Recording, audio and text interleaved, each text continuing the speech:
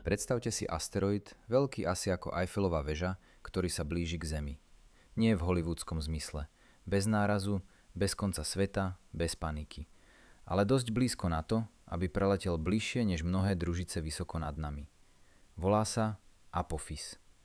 A 13. apríla 2029 sa stane jedným z najsledovanejších kameňov v dejinách astronómie. Najprv dôležitá veta. Apophis Zem nezasiahne. NASA aj výpočty obežnej dráhy hovoria, že náraz nehrozí minimálne najbližších 100 rokov. Práve preto je tento príbeh taký zaujímavý. Nie je to príbeh o katastrofe, ale o tom, ako presne dnes vieme sledovať nebezpečné objekty vo vesmíre. Keď bol Apophis objavený v roku 2004, astronómovia ešte nemali dosť údajov. Krátky oblúk pozorovaní znamenal veľkú neistotu. A v prvých výpočtoch sa objavila malá, ale nepríjemná možnosť, že by sa v budúcnosti mohol stretnúť so Zemou. Vtedy sa z neho stal symbol planetárnej obrany. Nie preto, že by bol najväčší, ale preto, že bol dosť veľký, dosť blízko a dosť neistý na to, aby nás prinútil brať asteroidové riziko vážne. Potom prišli ďalšie pozorovania. Optické ďalekohľady, radarové merania a stále presnejšie modely jeho dráhy. Každé nové meranie zmenšovalo oblasť neistoty. A nakoniec sa ukázalo, že Apophis nie je hrozba, ale vzácna vedecká príležitosť. Jeho prelet v roku 2029 bude extrémne blízky. Približne 32 000 km nad povrchom Zeme. To je menej než výška geostacionárnych družíc, ktoré obiehajú približne 36 000 km nad rovníkom. Inak povedané, niektoré ľudské satelity sú ďalej od Zeme, než bude v tom okamihu tento asteroid.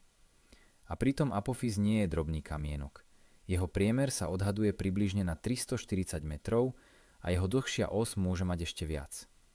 Keby objekt tejto veľkosti narazil do Zeme, bola by to regionálna katastrofa. Nie koniec planéty, ale udalosť s obrovskými následkami. Preto je dobrá správa, že pri Apophise hovoríme o bezpečnom prelete. Zároveň však bude tak blízko, že Zem jeho dráhu citeľne ohne. Gravitácia našej planéty zmení jeho obežnú dráhu okolo Slnka. Vedci očakávajú, že sa môže zmeniť aj jeho rotácia a možno jemne aj jeho tvar alebo povrch. Pre asteroid je to ako preletieť cez gravitačný prúd obrovskej planéty. A pre astronómov je to prírodný experiment, ktorý sa nedá objednať. Počas najbližšieho priblíženia bude Apophis viditeľný z časti Zeme aj voľným okom. Nebude vyzerať ako ohnivá guľa, skôr ako rýchlo sa pohybujúci bod na oblohe. Práve to je fascinujúce. Objekt, ktorý kedysi vyvolal obavy, sa zmení na živú lekciu nebeskej mechaniky. Vedci budú sledovať jeho jas, rotáciu, tvar, radarový obraz, aj to, ako presne ho Zem vychýli. A krátko po prelete sa k nemu priblíži aj sonda OSIRIS-APEX. Tá bola pôvodne známa ako OSIRIS-REx, sonda, ktorá priniesla vzorku z asteroidu Bennu. Po úspešnej misii dostala nový cieľ – preskúmať Apophis po jeho tesnom stretnutí so Zemou. To je vedecky výnimočné. Budeme môcť porovnať, čo blízky prelet urobí s telesom, ktoré vzniklo ako zvyšok zo začiatkov slnečnej sústavy. Možno uvidíme zosuvy prachu, možno zmeny v rotácii, možno detaily povrchu, ktoré nám povedia, ako sú takéto asteroidy vnútri poskladané.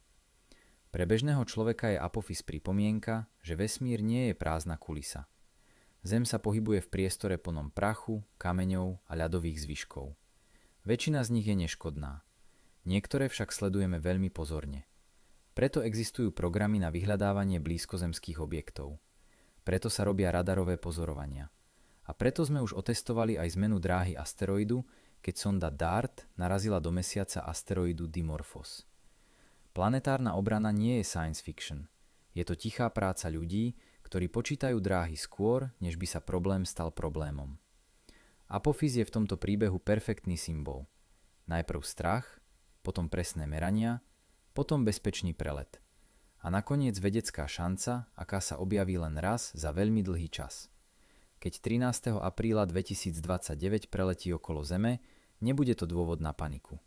Bude to dôvod pozrieť sa hore. A uvedomiť si, že schopnosť predpovedať takýto prelet je sama o sebe jeden z najväčších úspechov modernej astronómie.